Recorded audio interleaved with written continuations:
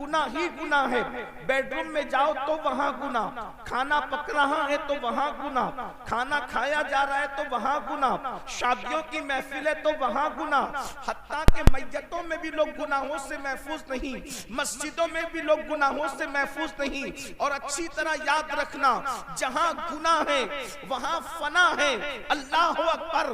आबादियां वीरानों में यूं ही तब्दील नहीं होती, बल्कि जब इंसान गुनाह करता है तो गुनाह की नहूसत से आबादियां वीरानियों में तब्दील हो जाया करती है। अल्लाह अकबर। मोहलिक बीमारियां, तबाह करने वाली बीमारियां, मूजी बीमारियां यूं ही नहीं आती, बल्कि अल्लाह अकबर ये गुनाहों की नहूसत की वजह से आती है। तबाही गुनाहों की वजह से, बर्बादी गुनाहों की वजह से, आबादियों का वीरान होना गुनाहों की वजह से, गम गुनाहों की वजह से, बेचैनी गुनाहों की वजह से, बेकरारी गुनाहों की वजह से। गुनाह इंसान को तबाह करते हैं, गुनाह इंसान को बर्बाद करते हैं, गुनाह इंसान का चैन छीनते हैं, गुनाह इंसान का सुकून छीनते हैं। अल्लाह अकबर। गुनाहों की वजह से इंसान तंगदस्ती का शिकार होता है। मगर आइए, गुनाह से इंसान को कैसे बचाया जाए, गुनाह से बचाने का नुस्खा क्या है? एक बात आपके सामने अर्ज करें, मेरी कौम के जवानों, हर इंसान गुनाह से बचना चाहता है, लेकिन गुनाह से बचाने का तरीका क्या है? एक खूबसूरत तरीका है। अल्लाह अकबर। जब दिल गुनाह करना चाहता है तो इंसान गुनाह करता है। अल्लाह अकबर। जब दिल में गुनाह का ख्याल आता है तब इंसान गुनाह करता है। और दिल में गुनाह का ख्याल आता कब है? अल्लाह अकबर।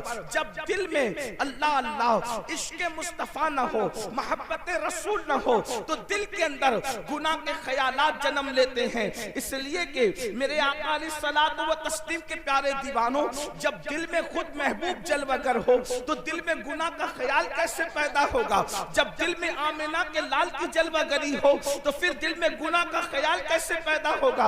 उसको यूं समझ लो, जब तक मेरे आका मक्के में थे और मदीने मुनव्वरा न गए थे तो उस वक्त मदीने की जमीन मदीना नहीं कहलाती थी, बल्कि यसरब कहलाती थी। उसको लोग बनाओ का घर कहते थे, बीमारियों का घर कहते थे, मुसीबतों का घर कहते थे। लेकिन ये शान मुस्तफा जान रहमत है, ये अज़मत मुस्तफा है।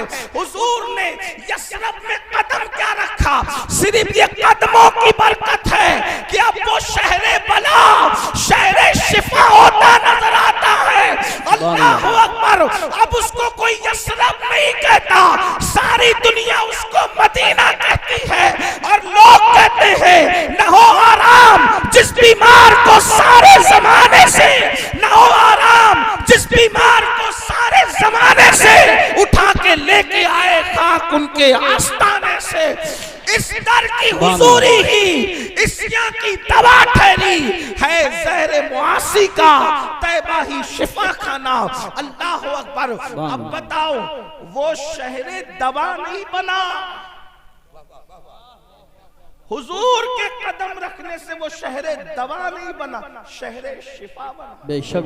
क्यों? इसलिए कि दवा कभी फायदा भी करती है, कभी नुकसान। वाह वाह वाह वाह। दवा कभी फायदा भी करती है, कभी नुकसान भी करती। इसीलिए तो आप कहते हैं कि दवा का रिएक्शन हो गया, तो दवाओं का रिएक्शन होता है। शिफा कभी रिएक्शन नहीं करती, शिफा तो हमेशा एक्शन ही करती है। तो अल्लाह के नबी के कदमों की बरकत से वो शहर शहरे दवा नहीं बल्कि शहरे शिफा बन गया। दवा के अंदर शिफा मिलेगी या नहीं इम्कान है, लेकिन जहां शिफा हो वहां फायदा ही फायदा है। तो जिसमें हुजूर कदम रखते वो शहरे शिफा हो जाता है। तो जिस दिल में कदम रखते उसमें गुनाह का तसव्वुर कैसा, उसमें का तसव्वुर कैसा, उसमें पाप का तसव्वुर कैसा। इसीलिए उम्मत के मुस्लिहीन ने सबसे बड़ी मेहनत इस बात पे की है कि लोगों के दिलों में इश्क रसूल पैदा किया जाए, लोगों के दिलों में मोहब्बत रसूल पैदा किया जाए। और ये मोहब्बत रसूल नारे वाला नहीं सिर्फ, ये मोहब्बत रसूल रस्म वाला नहीं सिर्फ, बल्कि हकीकत में लोगों के दिल में मोहब्बत पैदा की जाए। अब याद रखें, मोहब्बत और इश्क पैदा करने के लिए अल्लाह अकबर हम थोपते नहीं हैं। पहली बात याद रखना, ऐ मेरी कौम के जवानों, हम हुजूर की मोहब्बत को थोपते नहीं हैं, बल्कि वल्लाह तल्लाह बिल्लाह हुजूर है ही ऐसे जो हुजूर को सुन लेता है, जो हुजूर को सुन लेता है, जो हुजूर को देख लेता है, वो हुजूर से इश्क करने पे मजबूर हो जाता है। अल्लाह की कायनात में इतनी अजीम हस्ती कभी पैदा नहीं हुई, किसी जमाने में पैदा नहीं हुई। अल्लाह अकबर, दुनिया में लोग बहुत आए, जमाने में लोग बहुत आए, मगर अल्लाह अकबर मेरे नबी जैसा दुनिया में कोई आया भी नहीं और आ भी नहीं सकता। खुदा ने उन जैसा किसी को बनाया ही नहीं। अल्लाह अकबर, क्या शान है मुस्तफा जाने रहमत की। अल्लाह अल्लाह, फिर कह रहा हूँ, ये मोहब्बत थोपी नहीं जा रही है, बल्कि वाकई हुजूर है ही ऐसे, उनसे प्यार किया जाए, उनसे मोहब्बत की जाए। उनकी शान क्या है? अल्लाह अकबर, दुश्मनों ने सुना और उनके सामने सही तारुफ पेश किया कर दिया गया, तो अल्लाह अकबर दुश्मन भी प्यार करने पे मजबूर हो गए। अल्लाह अल्लाह, आज मैं आपको बताऊं, लोग ये जो कहते हैं, आज पूरी दुनिया के अंदर हुजूर के खिलाफ जो मिशन चलाया जा रहा है ताकि लोगों को अल्लाह के रसूल से बदगुमान कर दिया जाए, याद रखना ये बदतरीन ज़बाने मुंह के अंदर खत्म हो जाएगी, लेकिन मुस्तफा जाने रहमत के खिलाफ कोई तहरीक न कामयाब हुई है, न कभी कामयाब हो सकती है।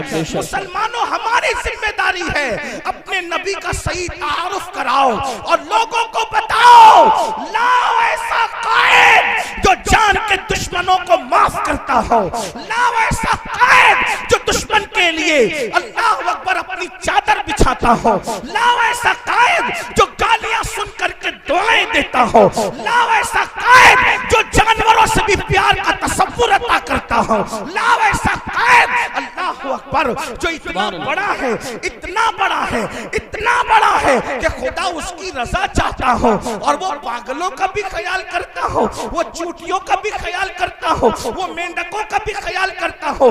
बड़ी माजरत के साथ हमने सबका तारुफ कराया, अपने नबी का सही तारुफ न करा सके। क्यों? इसलिए कि बुरा मत मानना, सबको अपने बाप दादाओं की पड़ी है, नबी का सच्चा तारुफ कौन करा रहा है? मुझे बताएं। जिस दिन हुजूर का सच्चा तारुफ कराने में हम कामयाब हो गए, दुनिया इस्लाम के दामन में पनाह लेने पे मजबूर हो जाएगी। और अगर किसी के मुकद्दर में ईमान नहीं है, कम अज कम उसके दिल से नफरत का खात्मा तो जरूर होगा। लेकिन हमने सीरतुन नबी कहां पेश की? हमें खुद सीरत नहीं पता है। आइए आपके सामने सीरतुन नबी की कुछ बातें पेश करूं ताकि आपको पता चले हमारे नबी की अजमत क्या है, हमारे नबी की शान क्या है। और जो लोग सीरत के जलसे करते हैं वो इतने खुशके हैं, वो लोग इतना छोटा दिल रखते हैं कि वो बड़े भाई से ज्यादा नबी को मर्तबा देने के लिए तैयार ही नहीं। वो रसूलुल्लाह को अपने जैसा इंसानी समझ बैठे और वो उसके दायरे से बाहर ही नहीं निकलना चाहते। तो उनके हवाले हमने सीरत के जलसे कर दिए। सीरतुन नबी का उन्वान है, लेकिन वो सीरतुल इंसान बयान करते हैं। सीरतुन नबी बयान करने का हक सिर्फ अहले सुन्नत को है।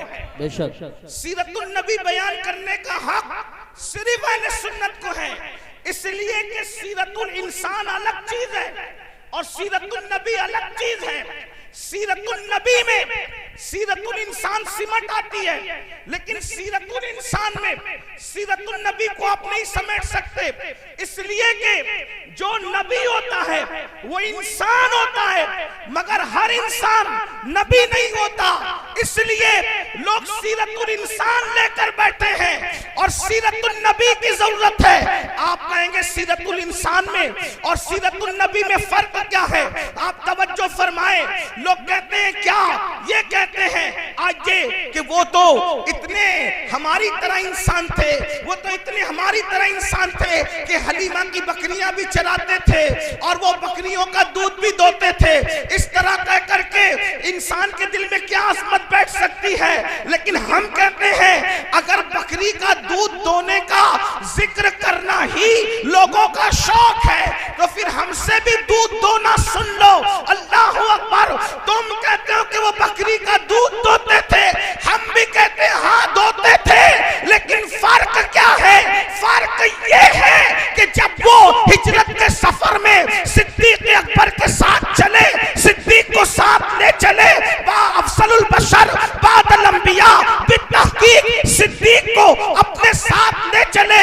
सिद्दीक को भूख में सताया तो सरकार ने एक झोपड़े पे नजर डाली और फरमाया अबू बकर इस खातून से पूछो क्या ये हमारी मेजबानी कर सकती है, क्या ये हमें अपना मेहमान बना सकती है? अल्लाह अकबर। सिद्दीक अकबर उस बुढ़िया के झोपड़े के करीब गए और पूछा मेरे साहिब कहते हैं, ये नहीं कहा मेरे नबी कहते हैं, इसलिए कि मामला राज में रखना था। मेरे साहिब कहते हैं क्या तू हमारी मेजबानी कर सकती है, क्या तू हमारी मेहमानी कर सकती है? उस बुढ़िया ने कहा सारी बकरियां जंगल को गई हैं, मैं तुम्हारी क्या मेजबानी करूं? एक बीमार बकरी पड़ी हुई है और वो बांझ है और वो खड़ी नहीं हो सकती है, वो चलने के काबिल नहीं, वरना वो भी जंगल जाती, वो भी चरती। अल्लाह अकबर। आका ने फरमाया इससे कहो कि यही बकरी हमें दे दे, हम इससे दूध निकाल सकते हैं। सिद्दीक अकबर ने कहा मेरे साहिब कहते हैं ये बकरी हमें दे दे, हम इससे दूध निकाल सकते हैं। उसने हैरत से चेहरे देखे और कहा क्या तुम्हें इस बात का पता नहीं कि बांझ बकरियां दूध नहीं देती? अगर बांझ बकरियां सेहतमंद भी हो तो दूध नहीं देती, दूध देने के लिए बकरी औलाद वाली चाहिए और फिर ये तो बीमार है, ये कैसे दूध दे सकती है? फिर इसरार हुआ। मेरे साहिब कहते हैं मगर हमें बकरी दे दो, हम दूध निकाल लेंगे। उसने चेहरा देखा तो बुढ़िया थी, बुढ़िया देहात में रहती थी। उसके दिल ने कहा ये कोई झूठे का चेहरा नहीं है, ये किसी सच्चे का चेहरा है। सिद्दीक अकबर से कहा उठा लो बकरी। आपने बकरी को उठाया, आका ने बिस्मिल्लाह पढ़ के हाथ फेरा, वो बैठी हुई पड़ी हुई बकरी उठ करके खड़ी हो गई। सिर्फ हाथ फेरने की वजह से उठ करके खड़ी हो गई। पानी का कटोरा लिया, थन पे मला पानी तो सीने में दूध आ गया। फरमाया बर्तन लाओ, उसके बाद दूध निचोड़ा तो दूध जारी हो गया। दूसरा बर्तन लाओ, दूसरा भी भरा, तीसरा बर्तन लाओ, तीसरा भी भरा, चौथा बर्तन लाओ, चौथा भी भरा। अल्लाह अकबर। उम्मे माबद हैरत से देखने लग गई, बांझ बकरी को दूध आ रहा है और इतना आ रहा है कि बर्तन के बर्तन भरे जा रहे हैं। आखिरकार बर्तन लाए गए, भर दिए गए, लाए गए, भर दिए गए। उम्मे माबद ने कहा अब मेरे घर में बर्तन नहीं है। नारे तकबीर, नारे रिसालत, नारे गौसियत, मशरके आला हजरत, फैजाने आला हजरत हजरत अल्लामा सय्यद अमीनुल कादरी साहिब क़िबला, अज़मत मुस्तफ़ा कॉन्फ्रेंस, जश्न दस्तार बंदी। सुभान अल्लाह। बर्तन भर, जो पीना था पी लिया, जो पीना था पी लिया और उसके बाद घर के बर्तन भर करके छोड़कर चले गए। क्या हुआ?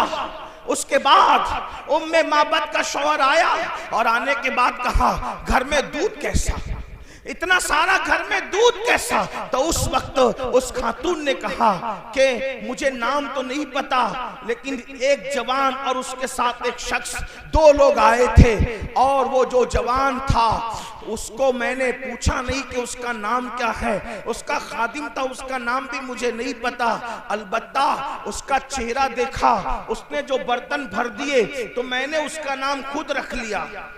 उम्मे माबद कहती है उसका नाम मैंने नहीं पूछा, उसका नाम मैंने खुद रख लिया। का क्या नाम रख लिया? का मैंने उसका नाम रखा बरकत वाला, इसलिए कि वो जिधर जाता है बरकत हो जाती है, देखो वो मुसलमान नहीं हुई, लेकिन हुजूर को देख लिया तो हुजूर को किस नाम से पुकार रही है? बरकत वाला। वो बरकत वाला। अच्छा तू देखेगी तो पहचान लेगी। उसने सारा वाकया बताया। वो हाथ फेरता है, बकरी खड़ी हो जाती है। वो हाथ फेरता है, बांझ बकरी के थन में दूध जारी हो जाता है। वो हाथ लगाता है तो फिर बकरी के थन से दूध निकलता है और हमारे घर के सारे बर्तन एक बांझ बकरी के थन से भर दिए जाते हैं। वो बरकत वाला। तो उसके शौहर ने कहा वो था कैसा? सुभान अल्लाह। तवज्जो, वो था कैसा? एक मर्तबा देखा उम्मे माबद ने उस बरकत वाले को और पूछा वो था कैसा? हाय हाय। अब अगर वो था कैसा अजमत मुस्तफा कॉन्फ्रेंस सुनने आए हो तो सुनियो जिंदा दिली के साथ, जरा अपने नबी का होलिया सुन लो। वो था कैसा? तो कहा उसको दूर से देखो तो भी खूबसूरत नजर आता था और करीब से देखो तो भी खूबसूरत नजर आता था। अल्लाह अकबर। तवज्जो फरमाए, मैं हर दो जुमले पे नहीं कहूंगा कि बोलो सुभान अल्लाह, इसलिए कि मैं तो आपके ईमान पे छोड़ता हूं कि अपने नबी का जिक्र सुनकर भी कोई कह सकता है या चुप रह सकता है। अरे जिसके नाम पे कंकरियां भी बोल पड़ती है, अगर उसके नाम पे सुन्नी ना बोले तो फिर कौन बोलेगा? आशिकाने रसूल ना बोलेंगे तो कौन बोलेगा? एक गैर मुस्लिम खातून से पूछा उसके शौहर ने, जिसका नाम तूने बरकत वाला रखा है वो दिखता कैसा था? वो था कैसा? तो उसने कहा दूर से देखो। क्या ज़हीन औरत थी उम्मे माबद, आज तक उसका नाम तारीख में मौजूद है। हुलिया रसूल जिसने भी बयान किया उम्मे माबद का हवाला जरूर दिया। उसने जब कहा कि दूर से देखो तो भी खूबसूरत दिखता था और करीब से देखो तो भी खूबसूरत दिखता था, उसका ये जुमला बड़ा कीमती है। वो सहाबिया हो गई बाद में। आप जानते हैं बहुत सारे लोग दूर से खूबसूरत दिखते हैं, करीब से खूबसूरत वो नहीं दिखते। आप जानते हैं आप बहुत से लोगों को स्टेज पे देखो तो बोलो कि क्या अच्छे हैं हजरत, और स्टेशन पे देखो तो थोड़ा सा आपको कराहत आ सकती है, इसलिए कि जो दूर से खूबसूरत दिखता है वो करीब से भी दिखे जरूरी नहीं होता।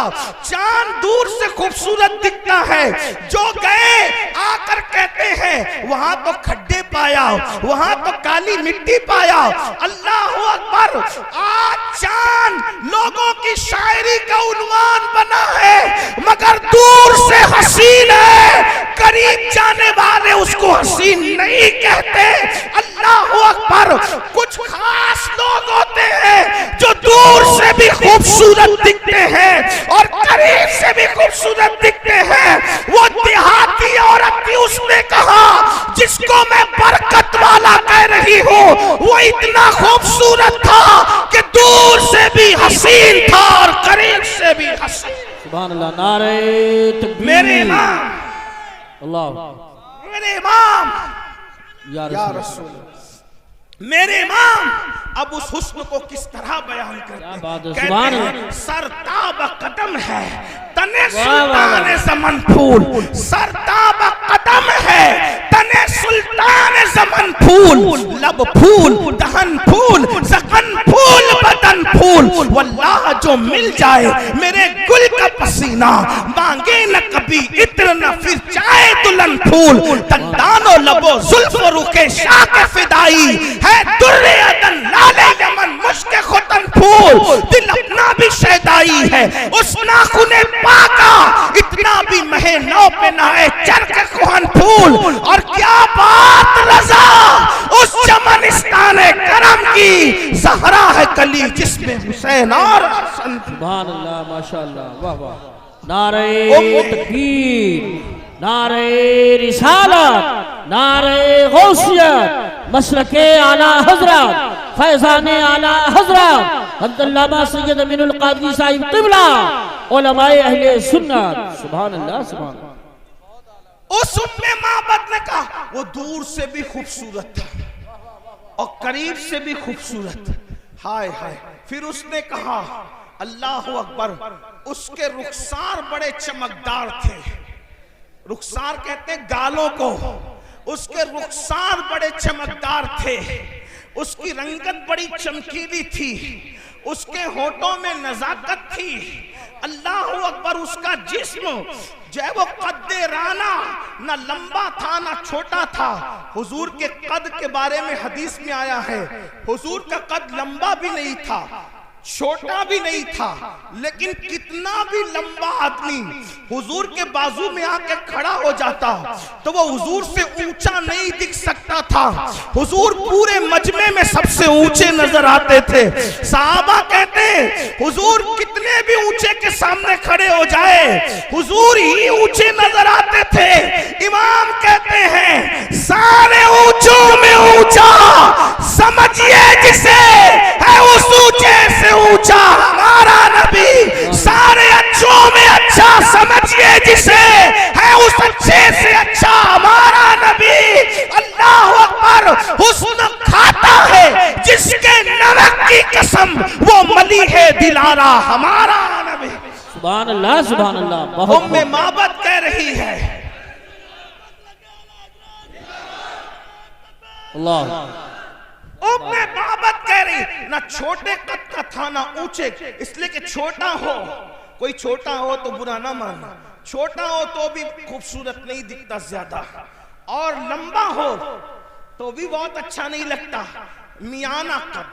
हजरत अमीर खुसरो कहते हैं हुजूर का हुस्न बयान करते हैं, कहते हैं परी पैकर निगारे सर्व कद्दे लाला रुखसारे।